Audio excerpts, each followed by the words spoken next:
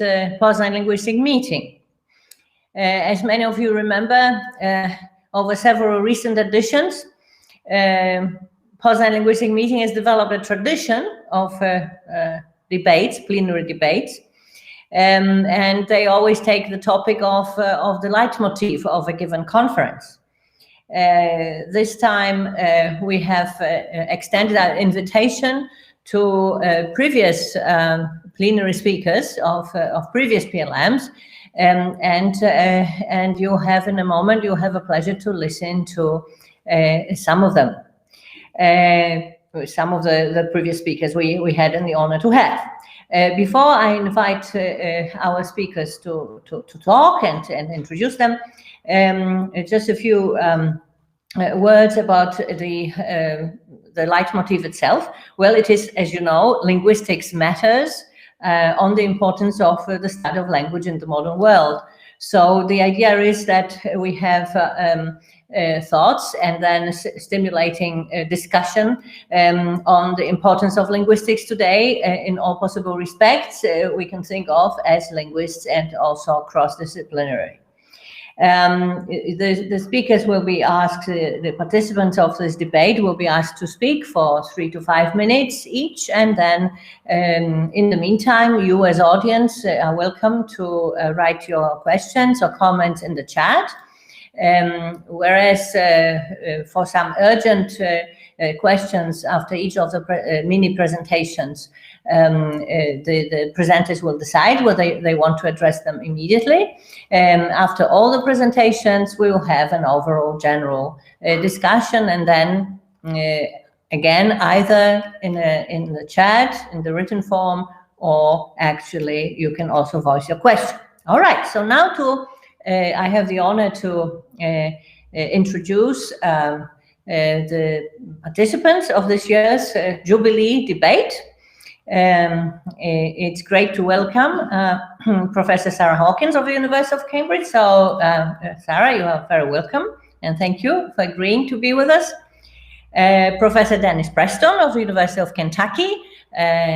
Dennis, thank you for being with us.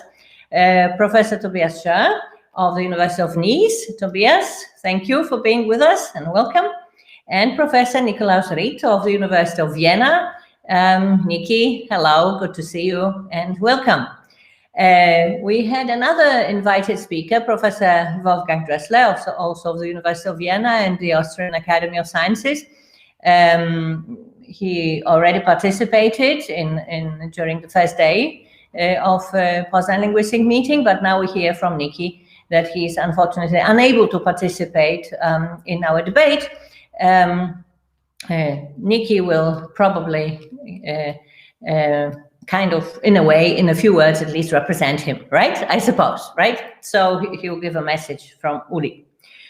Okay, ladies and gentlemen, the proposed order of presentations is the following: Professor Preston, Professor Scheer, Professor Ritt, and Professor Hawkins. So I would like to ask Dennis to start. And all the others, we switch the mics off. Thank you, Kasia. I want to discuss today's leitmotif, linguistic matters, on the importance of the study of language in the modern world in terms of its prepositions, and what I also believe are some missing prepositions. Now, the first of, the importance of, is either a weak semantic presupposition or a strong conventional implicature, but it actually really doesn't matter because linguistics matters is already an assertion. So most of us will probably go about saying what it is those things are that matter so much from linguistics in the modern world. But I think there are some missing prepositions here. First, I want to talk very briefly about for. It's important for linguists, otherwise we wouldn't have a job. But also, of course, it's important for science in general. It's important for technology in many interesting ways. And it's also obviously important for society. And if it's important for society, then it's also important for people. So this for is pretty wide-ranging. But I want to go on and discuss the other missing preposition, and that's the preposition to. It's obviously important to linguists who realize its importance for themselves, for science, for technology, and for society, and therefore for people. But an interesting question is how important is it to people? In fact, I very often engage beginning linguistics students when they let me approach young people because they think I may influence them badly in some way, and so I don't get to do it much anymore. But at any rate, I say if you go out and take a piece of paper and have people write down the first 20 sciences that come to mind and come back to this classroom with one paper with one word of linguistics on it, then I'll buy you a steak dinner or something else for you if you're a vegetarian. It doesn't happen. So in other words, linguistics is important for science, for technology, for society, and by society for people, but it is not important to people. It is, in fact, probably science's most secret science. Now, we have made some progress on this, and I'd like to talk about it. But I think the problem is in the missing preposition to with regards to people. Important to us, but not important to people, at least not within the realm of public knowledge. And so finally, by, another missing preposition. Who does this linguistics? Well, it's done by linguists, obviously, right? In the same way that brain surgery, we hope, is done by brain surgeons. Otherwise, we probably wouldn't visit them. But some time ago, Nancy Nijelski and I perpetrated on the linguistic world a nice little book called Folk Linguistics, in which we not only studied what it was through both conversational analysis and other means, what people believed about, thought about, and reacted to language in the real world, that is, in modern times going on. We took what they said not only in contrast to what linguists knew, but also as clues to what we should study and should look at. That is, we took it very seriously. More recently, for example, I'm happy to see that Europe has caught up through the idea of citizen science, that they might also take seriously what it is that people believe about scientific matters. Not only that, but even engage them, as we did in folk linguistics in a kind of circular way. Talk to people, find out what's important about language, take those clues, and go back and talk to them and run experiments on them again. So it seems to me that the by within folk linguistics and within citizen science or citizen sociolinguists, as someone has even had the idea to call it recently, we have the importance of linguistics going full circle. It's not just important for those scientific matters that we all hold so dear and have worked so hard on, but it also has relevance to the modern world in terms of the people it serves. But without the knowledge of what it is that those people we serve have as concepts about language, because we've seen some important corrective measures, the protection of endangered languages, the study of language prejudices and stereotypes, that we need to do this in a way that so many other ethnosciences have done it. There is ethnobotany, which has made important discoveries about plants. There is ethnomedicine, which has made important discoveries about how to fix people up by looking at old-fashioned, from our point of view, occurrences of folk medicine. I would say that regardless of your subfield, phonology, semantics, pragmatics, syntax, you also need to know the relevant items within your subfield. It is true that people within the minimalist program all merge and move, if you believe that program of the description of syntax. But they don't know that they merge and move, but there are repercussions to their moving. Notice all of the whomers in English. All of a sudden we have a rife population of whomers who whom in places where whom is in fact not given an appropriate interpretation by its being in an accusative or objective case. Where do these whomers come from? Why do they insist on the use of whom in strange places? Doesn't this have something to say not only about syntax, but of course eventually historical linguistics and all of the other things that interest them? So in a kind of self-serving or worse, even self-aggrandizing way, I ask you for the importance of linguistics in the modern world to take real people seriously. Thank you. Thank you so much, Dennis. Great. I mean, I would immediately have a question about two people, but maybe I'll restrain now from asking it. I don't see any comments at the moment yet. Well, okay, I will ask this question. So when you say it's not important to people, do you mean that it's just because of this lack of knowledge that you talked about later? Or is it that they don't want this? I think the big problem is ours, that we have for too long. In fact, if you go to Wikipedia and look up folk linguistics, you will find two kinds of folk linguistics there. The first definition is that ignorant comments about language by people. This seems to me to be a position of science that is not really well taken, I would say, in any field of science. The second definition of folk linguistics is an attempt to find out what it is that people believe about language and how they respond to it and how they act on those beliefs and responses. That seems to me to be a responsible definition of folk linguistics. So part of it is, I hate to say this, but our own snottiness and our own failure to address the importance of our work to social, to technological, and general scientific matters in a way that addresses this to a general population. So I take the burden on our shoulders here, if you don't mind. Thanks. Yes. Okay. Thank you. So now, Tobias, please, the floor, or rather the screen, is yours. Thank you, Kasia.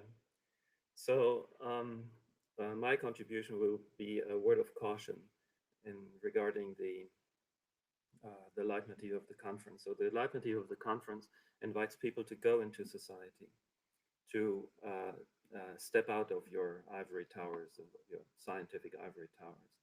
And I want to, so there are a number of upsides of that have been aired at the conference. And I wanted to mention a number of downsides of doing that. Mainly in 2 points: utilitarianism, which may contribute to kill science, and official science. If you step into society, you will necessarily, in some way or another, serve or confront the dominant ideology. I'm talking about the currently dominant ideology, and we'll say a word about that. But that is true for all periods when scientists were active. That's true for all 20th century, what have you, 19th century, everywhere. There is always a dominant ideology, and you will have to deal with that if you step out. And that may go, well, not very well. So we all want attention and money and promote the ideas that we have outside of science, which are unrelated to science. I don't know. In Ian Madison's opening talk at the end, he was talking about peace, promoting peace. That's got nothing to do with science. It's a political idea. It's political activism in favor of some ideas that we have for that. So there used to be a distinction. There used to be in the old days scientific knowledge to be separated from social or political activism, because that there may be misuse of science when you do that. Science may get instrumentalized if you mix that. And we have all examples from the 20th century. You don't need to go into further detail for that. It's not because the dominant ideologies changed, and most of us probably adhere to the dominant ideology, that there is no ideology, right? And the people in the 30s and 40s who have adhered to a different ideology were also promoting their ideology. And we think that's all bad now, but today we think it's good. It's just the content of the ideology. It's different, but scientists promoting or helping currently dominating ideology is the same. So a word about utilitarianism. So utilitarianism is when you are useful to society or to economy. It is everywhere around our professional environment. You get money if you are relevant. You get for the economy or for society. It is, of course, we all know that being socially important does not mean by being scientifically important, but this is what the system tells us, and this is what the system volunteers in. So, and many people believe that when you're socially important, that you are scientifically important, even though that's rubbish. and there is a will of the politicians for 20 years or so, which has a nice outlet by former French President Sarkozy when he was installing the French National Funding Agency. And he said, my goal is to pilot science. Pilot science. So I want science to tell where they should go, and I will do that by giving them money, by giving money for things that interest me, and not giving money for things that don't interest me.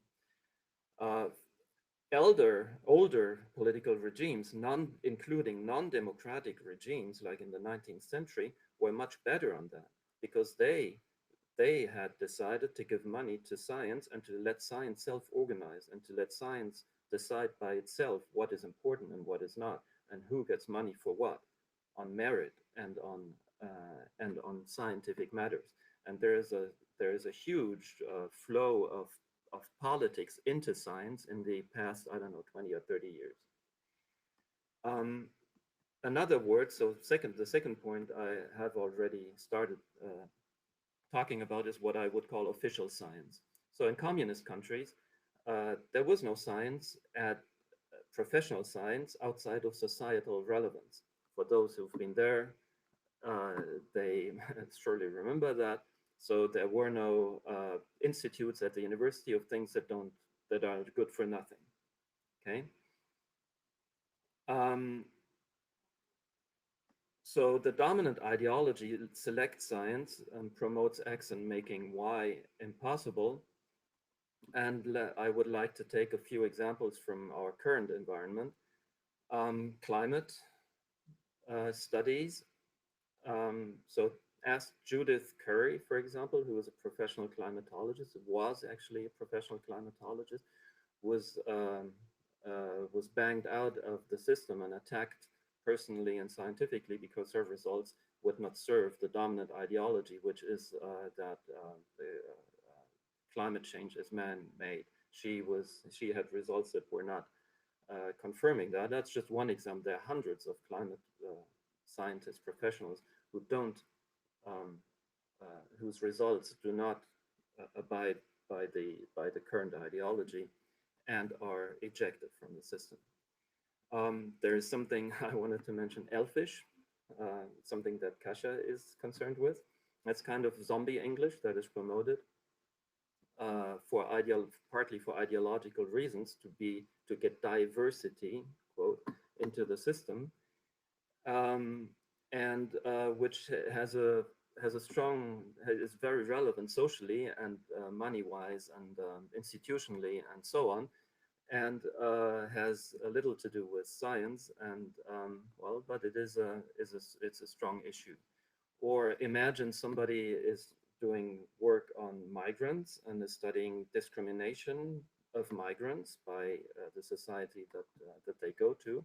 But now imagine another guy wants to study crime rate among migrants, and imagine who gets the money and who gets the boo and who gets is being told to be racist. Okay, so that is an effect of dominant ideology on science. Okay, so there is political organization of official science, actually, IPCC, so the Climate Intergovernment Panel of Climate Change. There used to be a time when scientists made a pride to be independent of political power.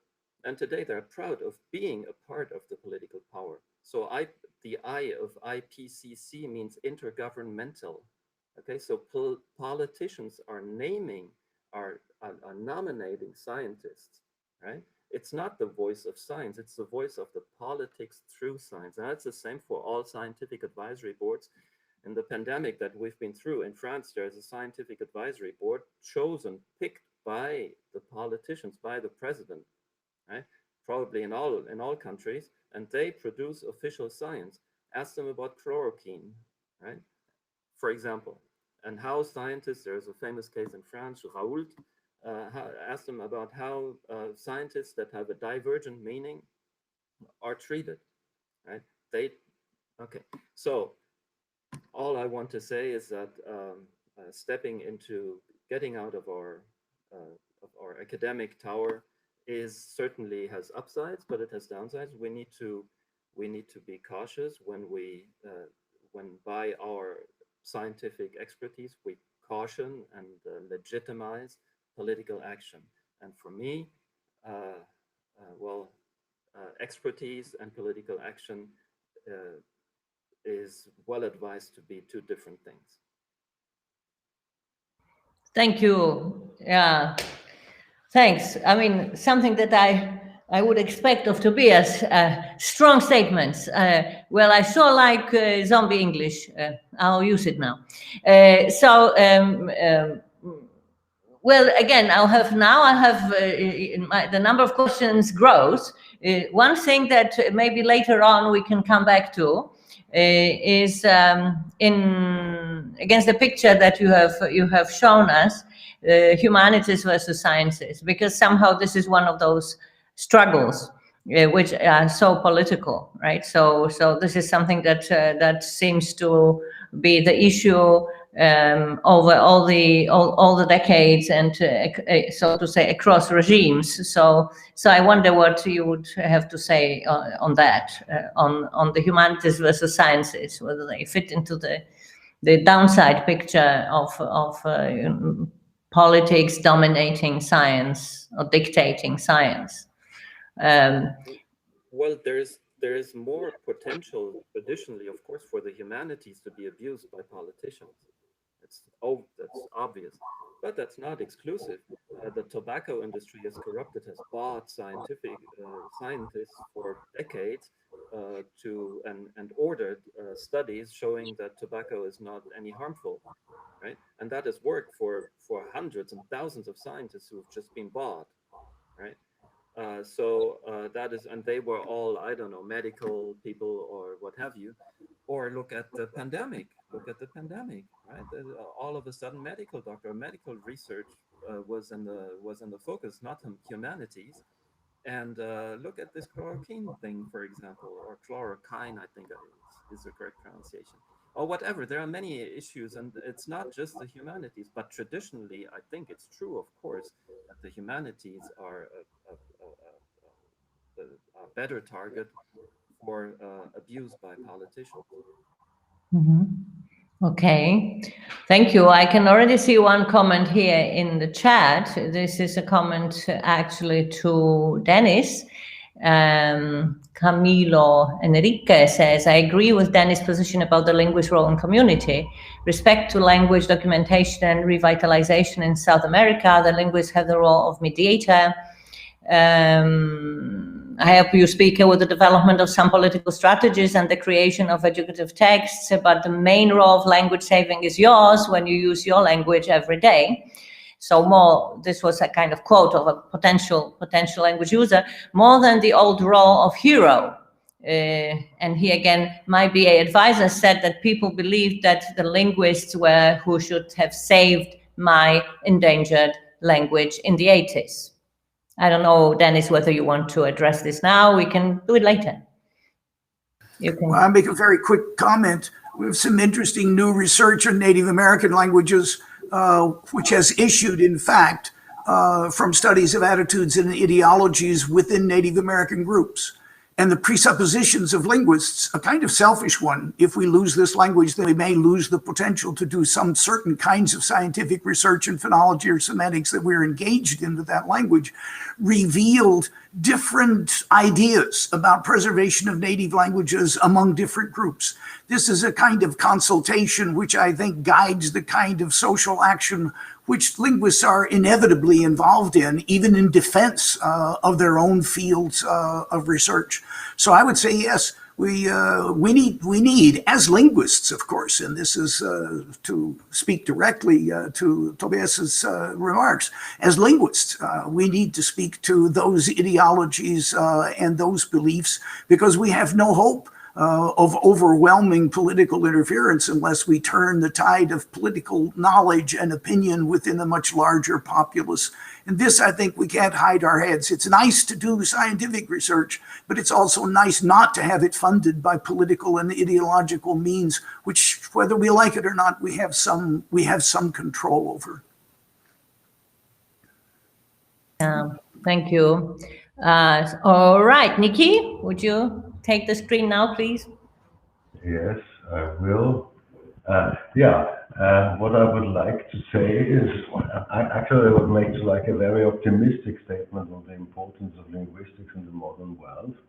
It's a bit, you might say, it's almost self-evident, but after all, I mean, it is very undeniable, I think, that the modern world is as it is, you know, and that there are so many humans about, and that we have so much, that humans have so much control over so many aspects of the environment, because there is language, right? Because language constructs knowledge, and it constructs most of our reality. I mean, it doesn't simply actually represent what's out there, but most of it, social and institutional reality that is so important to us, this is actually linguistically constructed. It is, I mean, this social reality is maintained, right, by the shared belief in its reality. And this belief, the fact that this belief is shared is also due to the fact that it is transmitted linguistically, right? So far, so good. So language has not only given humans terrifying power over the environment, but at the same time, it also has a lot of power over humans, because, I mean, I would say they are not completely in control of the kind of language and the kind of language-mediated knowledge and beliefs that get into their brains. I mean, it begins by the fact, I mean, that we can't choose what kind of language we acquire and in what order and what words we acquire, right? Our acquisition process is physiologically constrained. There are biologically grounded cognitive biases. I mean, we are endowed probably with also a social instinct to conform, right? All those constraints, in a sense, determine what gets into our heads linguistically. And not everything that gets into our heads and that is shared by people is actually good for us, either as individuals or as groups, right? Because language transports not only useful knowledge, right? But it also transmits all sorts of biases, right? Racial biases, biases regarding gender. I mean, think of the gender binary, I mean, that creates heteronormative pressures on all humans, right? And I mean, it's maybe not a miracle that the gender binary transmits so well, because, I mean, many languages simply have just two pronouns for he and she, and that's it. And that's already basically a kind of, I think, very strong basis that makes it easy for the gender binary to establish ourselves in our head, right? And so on and so forth, right? And also, of course, linguistically, not only truth is transmittable, but fake news are as transmittable, sometimes easier to transmit than maybe non-fake truths that sometimes are simply much more complex to express and much more complex to transmit. I mean, from my own experience, even as a university teacher, I've made the experience that sometimes basically accounts of historical linguistic developments that I know are outdated and maybe wrong, are still nevertheless much easier to teach than the much more complex accounts that I believe in, right? And since I somehow want to be loved by my students, and I don't want to challenge them too much, so sometimes I actually keep things simple and thereby contribute verbally by distributing maybe things that are not so true, right? But anyway, but what I wanted to say, what is the gist of all I've said, right? Let me just move to the next page, is that when in the modern world, we linguists have a really important job, right? And in order to do our job, right? I mean, I think it's extremely important that we distance ourselves from this our object of study of language, that we don't love it as much as we typically do because we're linguists, but that we regard language as something that, like everything in the world, has upsides and downsides, right? And in order to understand what language does to us and how it may also affect our faith negatively, I think it's really important that we should pool our efforts to work on something like an epidemiology of language, right? I mean, to really understand what it actually is that helps linguistic constituents and the knowledge constituents that are linguistically mediated to establish themselves in individual heads and in societies. Of course, to get a kind of understanding for the dynamics that are not under our conscious control, right? Because, it doesn't really matter, I think, on what level of description we do that. I mean, I think, really understanding, let's say, the evolution and the establishment of sound patterns can give us as deep insights into the dynamics that govern the transmission of linguistic constituents as studies on the transmission of, gender bias and so on and so forth, right? But I think, therefore, I meant the problem maybe is, that we need to convince our colleagues and our colleagues in other disciplines and maybe society at large of the fundamental importance of the work we are doing. And maybe this is just actually not so often recognized because language is so close to us that everybody actually seems to take for granted that we know everything about it already, and linguists are just creating artificial problems for themselves that have little to do with language as it affects society. But I think we're not doing that, right? So all I have to say is, that the kind of work we do is extremely important, right? We should keep at it, but maybe we should also acknowledge that our work, that we are a discipline whose work is really only starting, right? Sometimes, of course, we want to convince everybody that we know everything already, but given the questions that are out there, I think we should acknowledge to one another that our work is really just beginning, right? And that there is much that we don't know, right? And yeah, that's it from my perspective. Thank you. So you started optimistically, but actually the conclusion is less so. It's the beginning of work, right? Yeah, but okay. This is optimistic. It is optimistic. Okay, we still have jobs, yes. Well, okay.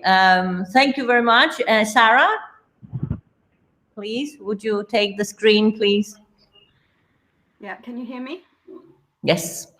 Okay. So language can cause conflict that comes from intolerance of difference, and it triggers strong emotional responses. I'm going to ask whether we can harness these reactions to promote creative ways to deal positively with differences between people. I start with 3 premises. There's supposed to be a slide that's showing. Jarek, have you got that? Doesn't matter. It just might help if I'm talking too fast or something. There we go. So I start with 3 premises. First, a person's language and native speech sounds are embodied. Embodiment implies deep connections to emotions. Even abstract concepts like love and justice seem likely to be embodied. They are learned gradually, starting perhaps with feelings experienced in infancy. So love arouses feelings experienced from hugs and hearing, "I love you," and justice from getting the same size piece of cake as your sister. The second premise is that humans are social animals, which implies that we're tribal, and tribal implies a distinctive culture. As social beings, we recognize differences in how people look and behave, and we may feel uncomfortable around people who are too different. So there's my group, which is safe, and your group, which may not be safe for me. There's no point fighting this, I think, because it probably has a genetic origin, because it helps us to survive. Certainly it begins early. Babies get upset by strangers from 8 or 9 months of age. The third premise is that context is crucial in affecting people's interpretations of events, from categorization of speech sounds to the intention behind the meaning of a sentence that might, for example, have racial connotations for some people, but not for others. Context includes the objective facts of the current situation, but very importantly, those are interpreted through the lens of a long history of prior experiences, each of which includes feelings. So past experience can be more important than the current situation in interpreting what you hear, especially if emotions are aroused. And people are often unaware of this. So my main point is that dialect and language are part of a person's culture, and as such, they're central to personal identity and therefore to strong emotions established from infancy and repeatedly strengthened throughout the lifespan. Violation of linguistic norms may arouse a strong emotional response, which is often negative. Most people can talk, and few people think much about it. They think what they do is normal, and when they notice a difference, they tend to feel that their way is best. Even people who have more knowledge or insight than that still feel most comfortable and most at home when speaking their own regional variety or something that's socially close to it. So why is all this important to this particular discussion? I want to suggest it's because these attributes mean that speech and language form a fabulous medium to create fun ways to recognize bias and the possibility of bias in attitudinal responses, and to find ways to reduce bias in order to promote empathy and hence real respect, not just lip service, for other groups or for individual people. To avoid negative reactions to differences requires not logical discussion, but changing attitudes, and that's hard. Changing attitudes entails exploring and reflecting on the experiences that trigger our primitive and often unconscious emotional responses. But if we can notice these responses and recognize them as contributing unconscious bias, then we can facilitate attitude change by deepening empathy and respect for others' reactions to similar violations of their group norms. Probably the most powerful way to promote empathy is to share the same experience. I've said that language can cause conflict due to intolerance of difference, and that it triggers strong emotional responses to do with survival of the group as well as of the individual. If we introduce fun, language-based activities in primary school and onwards, I think we might be able to use these undesirable reactions to make us automatically begin to seek to understand, respect, and empathize with other people's behavior. For example, we can role play different ways of getting the same meaning across to different types of person. And we can play games that find, for example, as many as possible alternative explanations for events and outrageous claims. These explanations could be logical or wacky or come from science fiction, whatever suits the interests of each personality playing. It doesn't matter. as long as each person and each culture ends up willing and able to recognize its own biases and to explore, celebrate, and learn from other viewpoints. And I'd just like to add, I think if we did do that, it would improve our science as well. Thank you. Thank you. Thank you very much, Sarah. Well, I must say that we had a nice illustration of this fun way you have been talking about of doing this type of social linguistics you have been referring to today in the morning with Joanna's talk, right? And the way in which we recognize biases and we can then help reduce them, actually. Right? We can help reduce them. Thank you. Yes, we have already, we said, so thank all of you. We already have some comments. I guess, Nikki, this is you, right? Saying that you subscribe to everything Sarah has said. Yes? Well, the mic. Okay. If you want to say something, please unmute yourself. Yeah, I just wanted to say that, as I said already in the chat, that I subscribe to everything that Sarah said. I mean, this was an example, a perfect example of the issues that I had in mind about what linguists should be doing, or how linguists could actually contribute to, I mean, helping solve some of the language-based problems that we face in the world. And what you also said is, I mean, we need to find out, I mean, what they are grounded in, right? I mean, so tribalism may be actually something that's in our nature, right? I mean, that we can actually not change, but where we have to learn to deal with it, right? I mean, in the same sense as, you know, this example is often given as our instinctual love for sweet and fatty food that has become maladaptive. I mean, we can't do probably much about it, but we can learn to deal with it, right? And it may be the same with this kind of language created and language-based tribalism, right? I mean, that on top of which then, you know, religious differences may build themselves up, and ethnic differences and national differences, right? I mean, this, all those divisive ideologies or narratives, I mean, may be grounded in something that made sense, biologically speaking, at the time when the human species emerged, right? But it may have become quite maladaptive.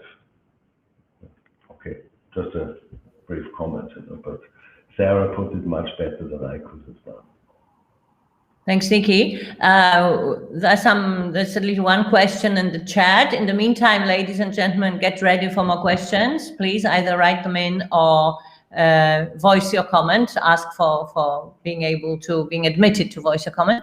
So there is a comment from Cheng. Language and concept are sometimes inequivalent. My question is that what do you think the relation between language and concept may be, and how can you build a link between a word and a concept?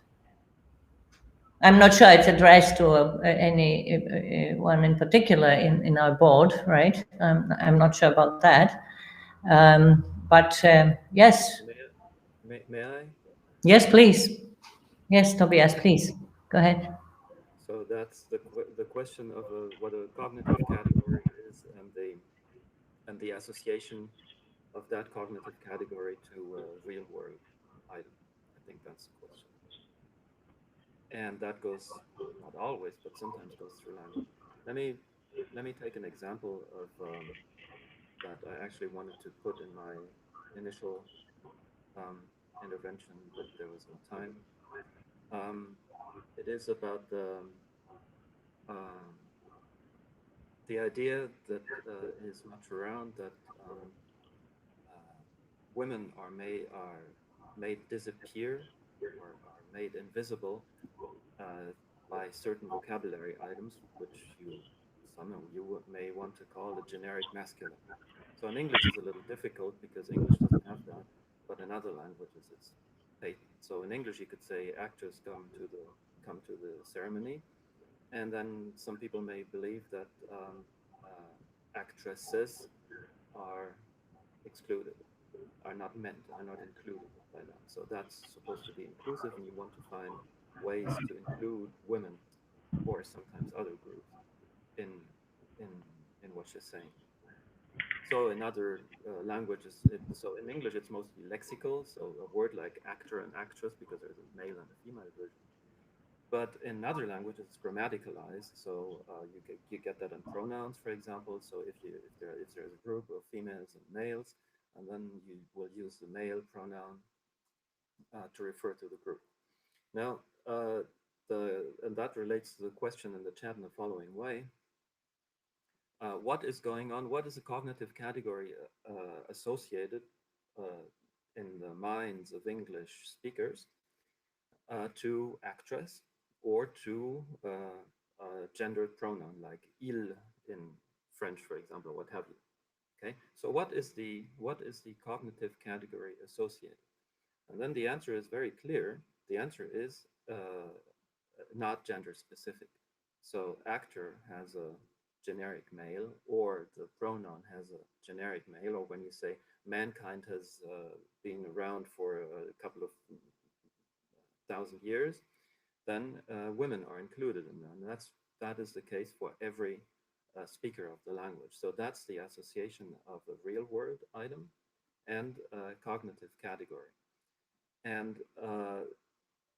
it is only when you do politics that you may believe that this is not inclusive. So what I want to say is that the generic masculine is perfectly inclusive, cognitively speaking. Right? There is no exclusion. The non-inclusive appearance comes only when you have a political view on the thing, and you try to make that you identify the item, the pronoun or actor, as a masculine item. And I can, and there's one thing I go about always in French. It's hard in English. So in English there's the pronoun one, the indefinite pronoun one, but so in other languages like German, Mann, or in French, that comes from homo, so from man, etymologically speaking, right? And of course nobody is aware of that. In English it's a little more difficult because one actually comes from the numeral one, which got influenced as a third person indefinite pronoun by French, actually, through the French influence. But so in these other languages, nobody, of course, is aware, including feminists who are always talking about vocabulary items not including people. So they're not aware of that. And they believe, like everybody else, that this indefinite pronoun has cognitive categories referring to both indistinctively to both male and female. And it is only when I make them aware in the conversation that they should not use that pronoun if they want to have a gender neutral language, that they realize that that pronoun is bad as well. It is gendered, okay, if you go by etymology. So so what I want to say is that it is grammatically incorrect to say that the referent of gendered, of generic masculines is exclusive, is not inclusive. It is inclusive. It is only when you make things aware, people aware of it, that they start believing it may not be inclusive. Thank you, Tobias. I suppose this could lead. May I follow that, please? May I comment also on the comment? Yes, of course. Right, Dennis. Oh. Yes, go ahead, please. I think whether or not something exists in the conceptual world is an empirical question. And saying that it doesn't carry certain connotations, meanings, presuppositions, and so forth, don't make it so. Now, how do we go about finding out whether or not something exists in the conceptual world? There are three ways we can ask people whether something exists in the conceptual world. Tobias says this didn't exist in the conceptual world until people went around telling other people about it. But there are other ways. First of all, there's a study of conversations which is loaded with presupposition and implicata, which tell us about things in the conceptual world. Secondly, there are some important new social psychological tests, implicit awareness tests and others and so forth, which show us that certain meanings have indeed been conveyed, which the people who hold them are unaware of. So whether or not making people aware of something is a good idea, a linguistic idea, a sociolinguistic, a theoretical idea, has to do, of course, with certain notions of applied linguistics. Third, we can hook people up to machines and subject them to facts. I mentioned this in my earlier talk that recently Brian Loudermilk, for example, has played voices from California and voices from North Carolina for people from California. And he has looked at an electrical response in the brain known as IN400. IN400 lights up when you have a semantic pragmatic inconsistency. So if I say I shrugged my fingers, whoa, IN400 lights up for all native speakers of English because you can only shrug your shoulders. I apologize if there are any dialects where you can shrug something other than your shoulders, but I think not. So he played forms of ing, the so-called formal fancy ing and the so-called unfancy in, like in walking, swimming, and jumping. When the people were primed with the idea that the speaker was from California and they heard an in, their IN400 went crazy. That is, it lit up in their neural network very brightly. When they played in for speakers from for the California listeners and primed them with the idea that it was a Southern speaker, in didn't light up at all. Well, of course, these poorly educated, insulted by words like hillbilly and so forth, people from North Carolina are believed by people in California not to be capable of such good language as saying walking and swimming and jumping. Since I'm a walk and swim and jumping speaker myself, naturally, I take some umbrage at that remark. But I think the question of whether or not something exists in the conceptual world is a good deal more delicate and can be empirically solved in many ways by some sources that are now at our fingertips. Now, if you want to argue that things like man and so forth no longer carry the social meaning of male human being, then you might do something historically with lexicography which would show that originally was true.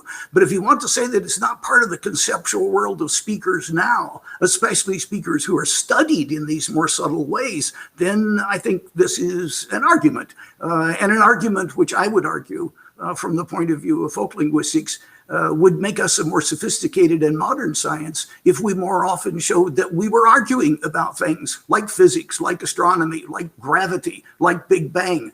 Those guys have enough understanding of their position as a science that they could appear in public and say, look, some things which are important to us that we're having discussions about right now are the following. We don't often see this in linguistics. We see an attempt to educate the folk in terms of linguistics, as if it was the linguistics, like the Quran or the Bible. And we don't have one, and neither do any other of the sophisticated sciences in the world, which, as we know, if we could only convince people that science is a process rather than God's truth, then we might make better progress in the real world. But I only intervene here to suggest that what's in the conceptual world can now more carefully and more empirically be looked at. Thank you, Dennis. This discussion certainly continues, and we have one request, by Zosia Malish to ask a question in person. So here you go, Zosiu. I am going to switch tack a little bit only, but this question is inspired, of course, by the motif of this debate. So linguistics, linguists in the modern world. I suspect most of you are tenured and certainly established in the field. However, the modern world at large puts much higher standards and conditions on reaching career stability for linguistics graduates who wish to pursue a scientific career than it used to. And I am quite sure you are able to observe that. But one example, so fewer and fewer positions in, for example, experimental phonetics are available because a growing number of them goes to machine learners. It appears our knowledge has gotten slightly out of fashion, and knowledge and expertise in general, as machines or black boxes are now perfectly able to crunch complex problems and learn anything, also speech and language. So the market drives that and follows, of course, as well. So what career and academic direction advice to young linguists and speech science enthusiasts do you have these days? Thank you. Thank you so much, Joshua, for this question. Yes, so, my dear board, any reactions to that? Yeah. Advice? Yeah, could I just give a reaction? So my reaction would be that we, of course, need to live with those developments. But I mean, I have made the experience, you know, in the field of distributional semantics, for example, right, that machine learning does sometimes a very good job, right, at in whatever automatic translation, or even, you know, in doing something like semantic analysis. I mean, bringing an example of gender bias, for example, when it basically deep learning algorithms can really very well identify very well, you know, whether the use of a specific word is gender bias or not. I mean, they can also assess something like the overall gender bias in a specific language. But at the same time, I mean, and this is the important thing, I mean, those algorithms, they produce the results, but I mean, at the same time, they are not explicit in how they arrive at them, right? So still, I mean, they give you results, but sometimes they don't provide you with understanding. In a sense, they model the world so well, right, that the models are almost as complex as the world itself, right, and need to be understood, right?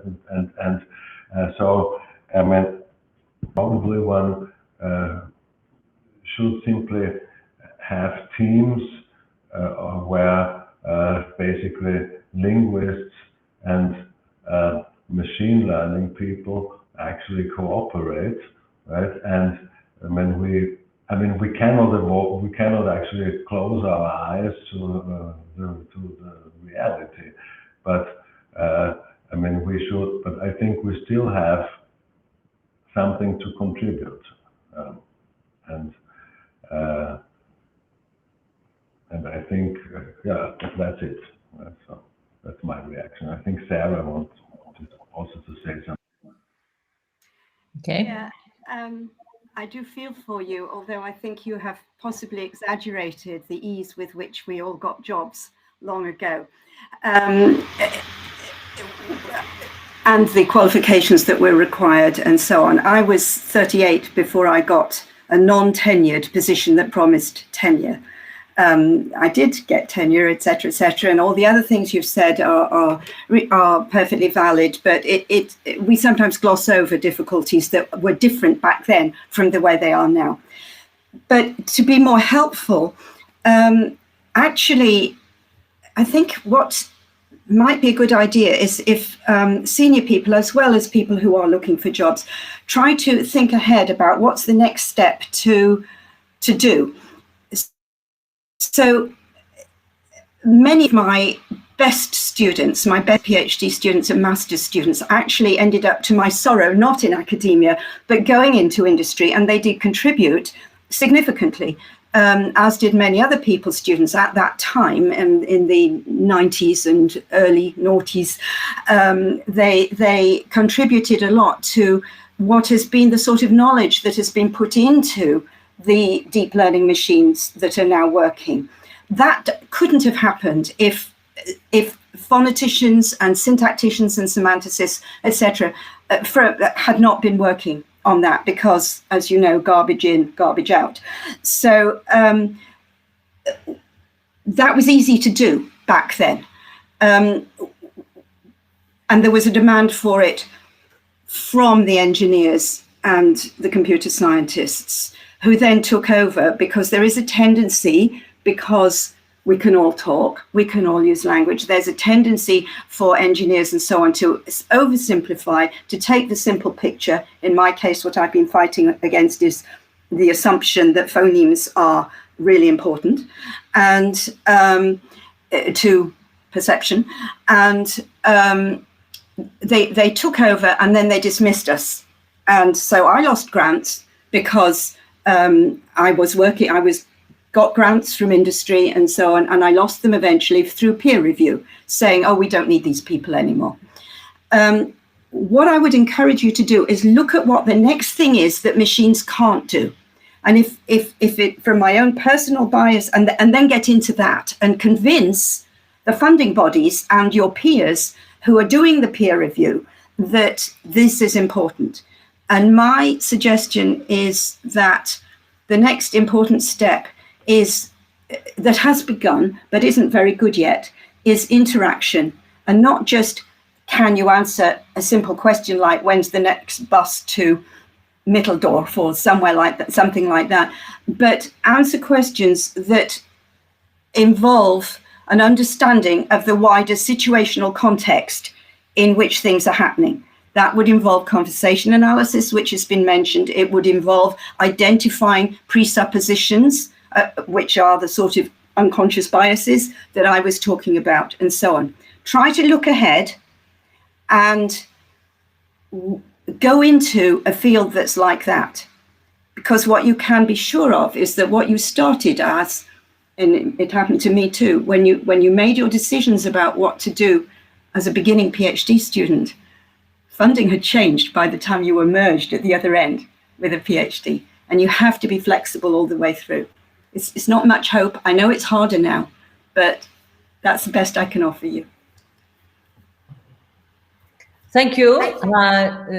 Ladies and gentlemen, it appears 1 hour has passed, right? And it appears it's not enough for us, of course, right? So I thought that maybe online debate is not a good idea, but now I see I was wrong.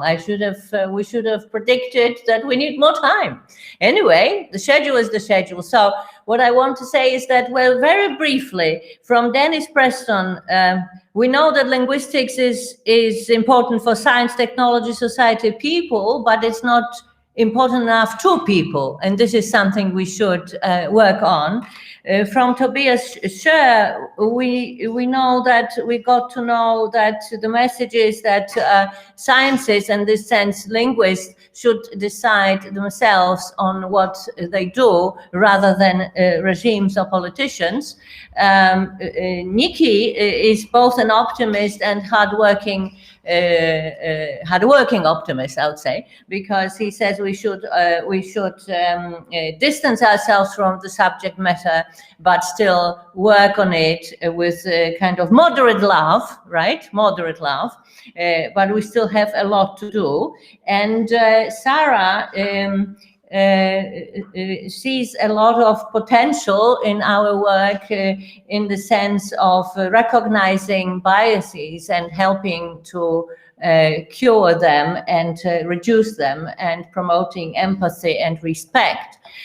So I suppose there's quite a lot that you managed to convey in your messages in this very short time. And I would like to thank all those who managed to butt in from the audience. I know, and please notice that there have been more comments in the audience to you, so please have a look at them, right? Because there have been more than I managed to read aloud. And thank you very much again for this short but very fruitful discussion. And well, off we go to further sessions, because we still have them this afternoon, right? And then a very short closing session. Thank you. Thank you very much.